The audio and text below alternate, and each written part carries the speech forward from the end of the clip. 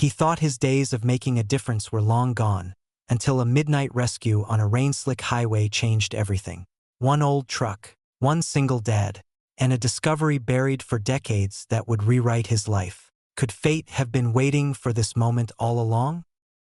The wipers of Allan Brody's old Peterbilt groaned across the windshield, fighting a losing battle against sheets of rain. He leaned forward in his seat, squinting through the blurred night as the storm hammered Missouri's Highway 60. Most drivers had already pulled off the road, but Allan knew storms like this well. After more than 5 decades on the asphalt, he trusted the rhythm of his truck more than the safety of any roadside motel. The Peterbilt wasn't much to look at anymore. Its paint had faded, its chrome dulled, and the sleeper smelled faintly of oil and coffee. But Allan treated it like an old war buddy. The truck had carried grain, steel, and lumber across every back road in the Midwest. It was rusty, rattling, and stubborn, but it never quit, just like him. At 72, Allan knew most people his age were in recliners or shuffleboard leagues, not behind 18 wheels. He had outlived his war brothers, his wife, and most of his friends.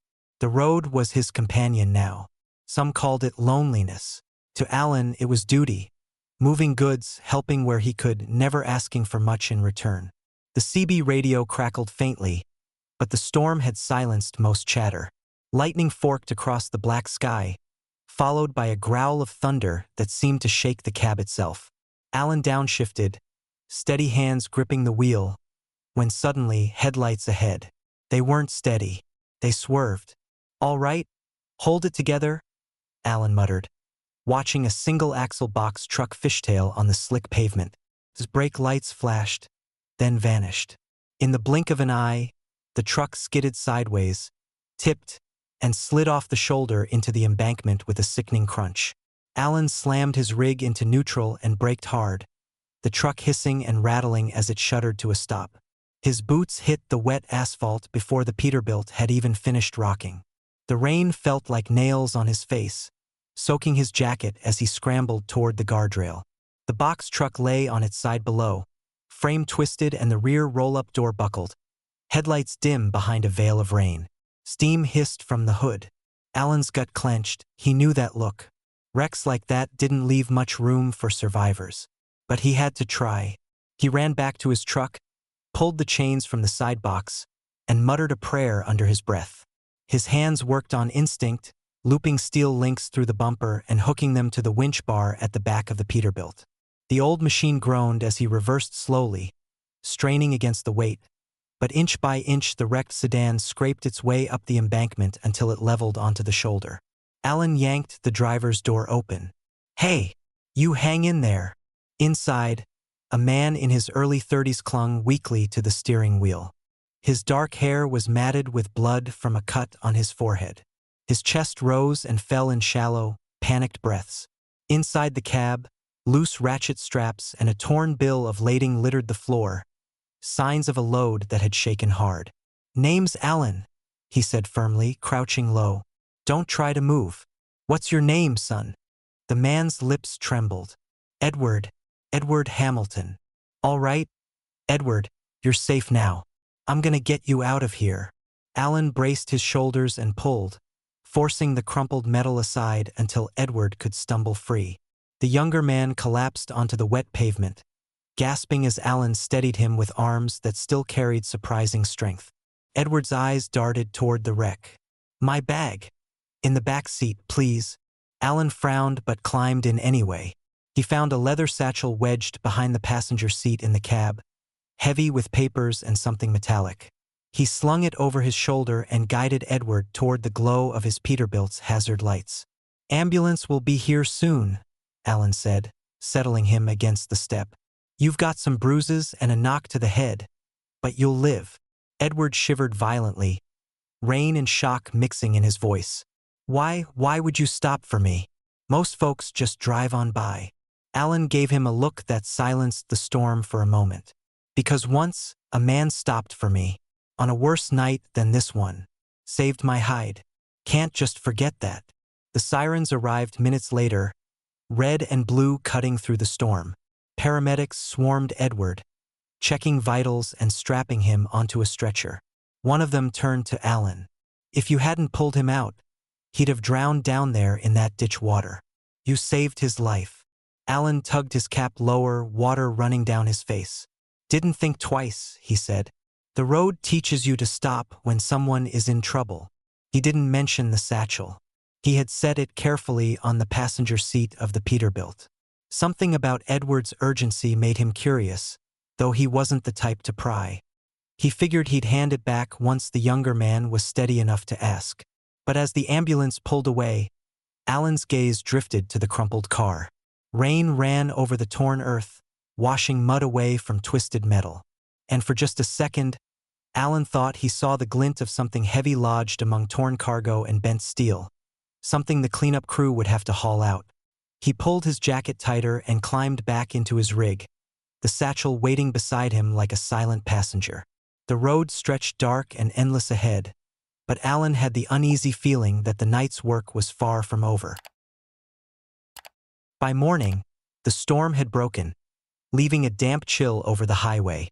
Allan parked his Peterbilt near the diner in Mountain Grove, sipping bitter coffee from a chipped mug, while the sheriff's deputies worked the crash site a mile up the road.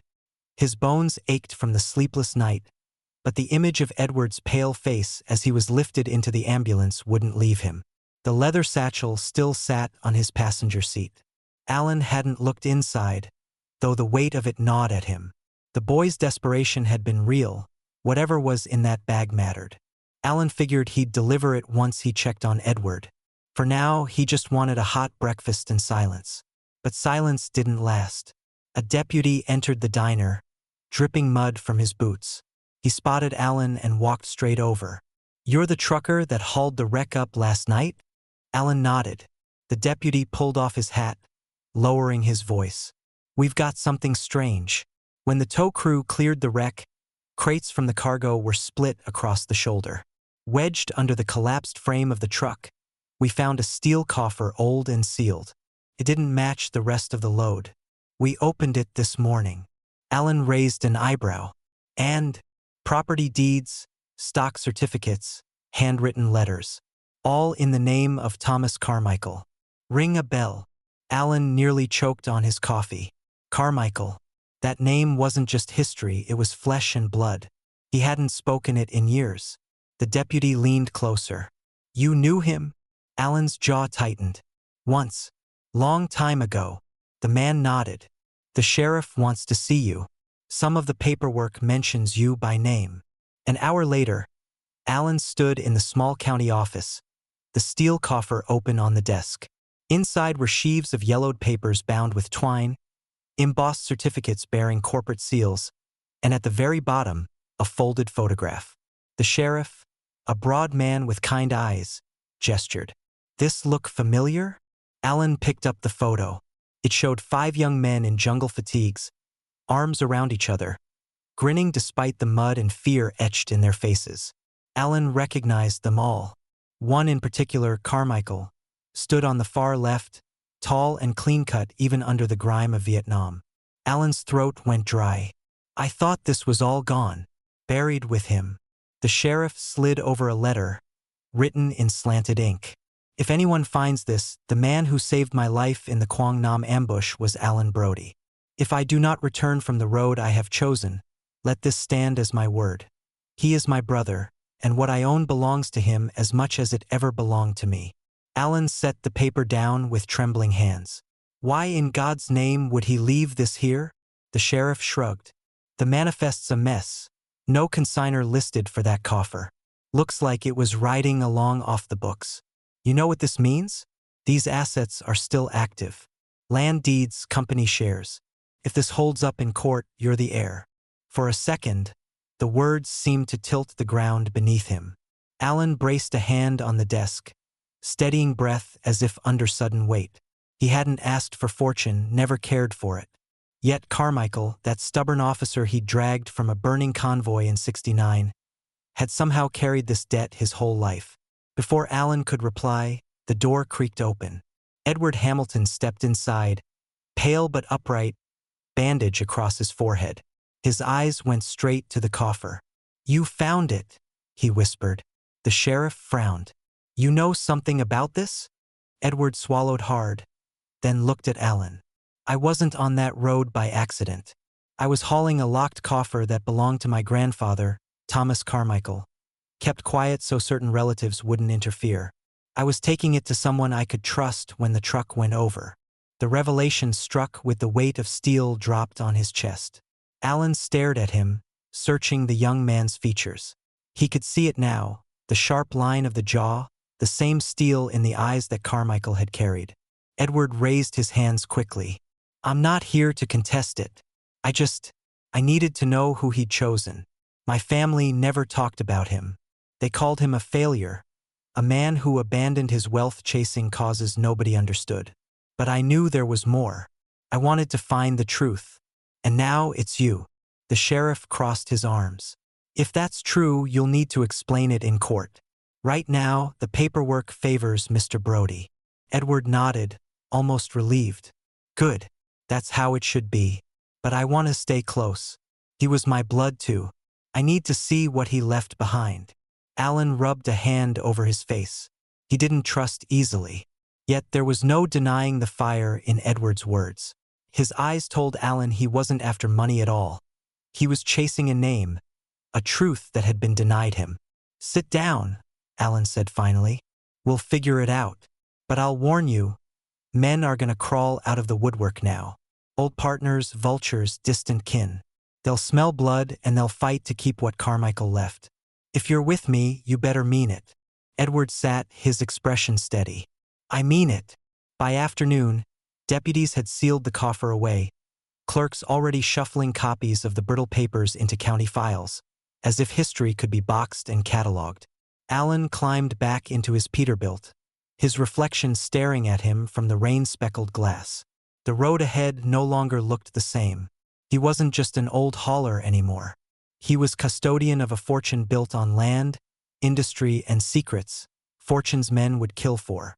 And now, with Carmichael's grandson at his side, Allan felt the past rushing back, a war he thought he'd left behind. The old truck rumbled to life, and Allan felt he was no longer hauling just freight.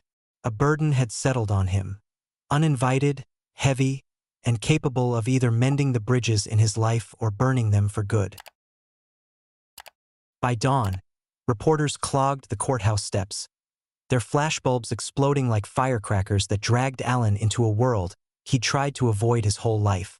Veteran trucker inherits missing magnate's fortune, made for an easy headline, and strangers were suddenly eager to shove microphones in his face. Allan hated it. He'd spent a lifetime avoiding attention. Now the noise pressed on him from every angle. What unsettled him most, however, wasn't the media. It was the call he got just before noon. Allan? It's me, Victoria. Her voice froze him.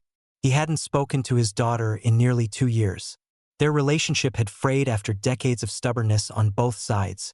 His endless life on the road. Her need for a father who was more than a phone call every few months. He had tried, clumsily, to bridge the gap, but somewhere along the way, silence had become their default. Now her tone was sharp. I read the news. I'm driving down. We need to talk. By evening, Victoria Brody walked into the small motel room Allan had taken to escape the press. At 30, she carried the polished presence of someone used to corporate meetings. Straight auburn hair tied back, blazer damp from the drizzle outside. Her gray eyes locked on him with the same intensity her mother once had. You're suddenly heir to millions, and I had to hear it from strangers? She demanded. Allan shifted uneasily. Didn't ask for any of this, Vic. Just found myself in it. Her gaze flicked past him to the young man seated by the desk. Edward Hamilton rose politely, still pale from his injuries, but steady. And who's he? She asked, suspicion dripping from every word. Edward, Allan said. Thomas Carmichael's grandson. The man I pulled out of that wreck. Victoria crossed her arms. Convenient. Edward swallowed, meeting her stare. I'm not here to steal anything. I just want to understand my grandfather, and why he trusted your father more than his own blood. The air in the room tightened. Victoria's distrust was plain, but Allan sensed something deeper, fear. She wasn't afraid of Edward. She was afraid of losing what little connection she still had to her father, swallowed by opportunists and fortune hunters.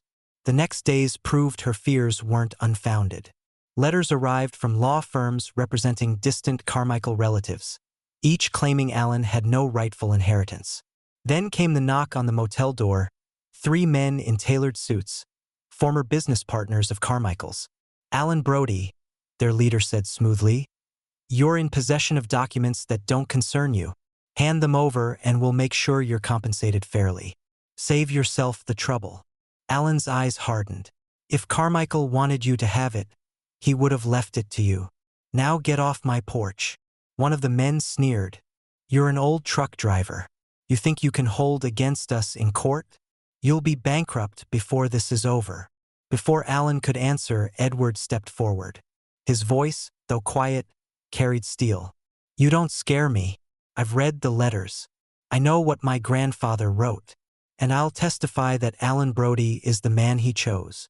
The suits exchanged glances, not expecting resistance from Carmichael's own blood. They left with threats, but their unease was clear. That night, Victoria cornered Edward in the motel lobby. Her tone was sharp, but less venomous than before. "Why are you really here? You expect me to believe you're just trying to help." Edward looked exhausted, dark circles under his eyes. "Because for years, I was told my grandfather was nothing but a disgrace. But when I dug deeper, I found whispers, stories about a man who left everything behind for reasons nobody understood. Then I found the name Allan Brody tied to him. When I met your father, I saw he wasn't chasing money. He pulled me out of that wreck because that's who he is. That's enough for me to stand with him." Victoria held his gaze longer than she intended, and despite herself, felt a crack open in her defenses. Edward's words had reached her, though she wouldn't say it aloud. Meanwhile, Allan sat alone in his truck cab, staring at the photograph from the coffer, the young soldiers in their muddy fatigues. Carmichael had been more than a friend. He had been a brother in arms, someone Allan once promised to protect. And now, decades later, Carmichael had somehow kept his promise in return. But promises came with burdens. The legal battle would drag on, and vultures would circle. Allan knew the money would change everything. His life, his daughters, even Edward's. The question was whether it would bind them together or tear them further apart. He leaned back against the worn seat, the storm replaced now by a heavy, suffocating quiet. Outside, reporters waited, lawyers schemed, and strangers drew battle lines over a fortune Allan never asked for. Inside, he whispered to the photograph, "You picked one hell of a way to pay me back, Tommy." The road ahead was no longer measured in miles. It was measured in loyalty, blood, and the ghosts of men who had walked beside him in jungles half a world away. And though Allan didn't yet know it, the next test would come in a courtroom where truth and memory would collide, deciding not only his future, but whether Carmichael's legacy lived on in honor or was swallowed whole by greed. The courthouse smelled faintly of old wood and paper, a place where lives were measured in testimony and ink. Allan Brody sat at the long oak table, his hands folded tightly, the veins standing out against weathered skin. He wore his only decent jacket, the same one he had kept for funerals and veterans' reunions. He never imagined it would be for this, defending his right to a fortune he never sought. Beside him sat Edward Hamilton, bandage gone but scar still visible, his posture straight despite the weight of the moment. Across the aisle, rows of Carmichael's distant relatives whispered with their attorneys, polished and impatient. Victoria Brody sat directly behind her father, her presence a shield. She had argued with him all her life, but today she was his fiercest ally. The judge entered, commanding silence. This court recognizes the matter of Carmichael Holdings and the contested inheritance. Let all parties be heard. The opening arguments were brutal. The Carmichael relatives painted Allan as a nobody, a drifter clinging to the memory of a man long dead. There is no proof, their lawyer thundered, that this truck driver was ever meant to control millions in assets. This so-called inheritance is nothing but a forgery, exploited by opportunists. Allan's stomach twisted, but Edward leaned close, murmuring, Let them talk. We have the truth. When their turn came, Allan's lawyer presented the letters, the photograph, the notarized certificates hidden for decades. The judge examined each carefully. But it was testimony, not paperwork, that turned the tide. The bailiff opened the side door, and in walked a silver-haired man in full dress uniform, medals glinting under the fluorescent lights. General Raymond Curtis, retired, but still carrying the authority of command. The room stirred. Curtis raised his right hand, swore the oath, and looked directly at Allan. I served with Thomas Carmichael and Allan Brody in Vietnam. I was there the day Carmichael nearly died in Quang Nam. It was Allan who pulled him from the wreckage of an ambush, carrying him under fire for over a mile to safety. Carmichael swore to repay him if it took his last breath. This coffer, he tapped the evidence box, is not a forgery. It is the final act of a soldier honoring his word. The room stilled, every pair of eyes locking on the decorated officer as if the air itself had frozen. The Carmichael lawyer stammered objections, but the weight of a general's testimony crushed them. A knot he'd carried in his chest loosened, the air leaving his lungs in something close to relief. During recess, Victoria turned to Edward in the hallway. You didn't have to stand up against your own family. Why do it? Edward's answer was quiet but steady. Because I saw in your father what my family never understood about mine. Honor. My grandfather trusted him. That's enough for me. For a moment, her expression softened. The old walls between them began to crumble. Not entirely, but enough to let light through. The verdict came after sunset. The judge's gavel struck once. This court finds Allan Brody to be the sole legal heir to the estate of Thomas Carmichael.